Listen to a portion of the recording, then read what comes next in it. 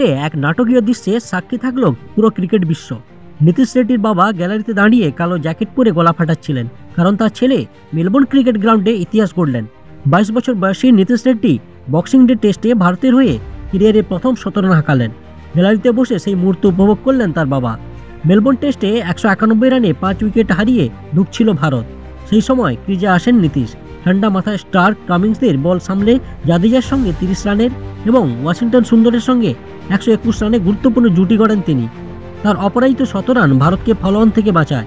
প্রথমবারের মতো আন্তর্জাতিক মঞ্চে দুর্দান্ত পারফরমেন্স দিয়ে নিজের দক্ষতার প্রমাণ দেন অন্ধ্রপ্রদেশের এই অলরাউন্ডার। নীতিশের ইনিংসে 10টি চারের সঙ্গে ছিল একটি ছক্কা।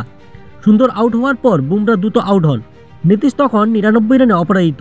সেই সময় সিরাজ 3টি বল সফলভাবে সামলে পরের ওভারে নীতিশকে স্ট্রাইক দেন। বোলান্ডের বলে বাউন্ডারি হাঁকিয়ে সেঞ্চুরি পূর্ণ করেন তিনি।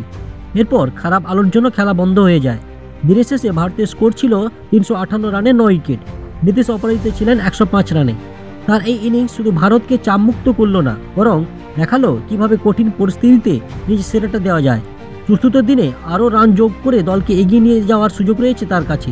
এরকম ক্রিকেটে নিত্য নতুন খবর পেতে আমাদের চ্যানেলটিকে সাবস্ক্রাইব করুন।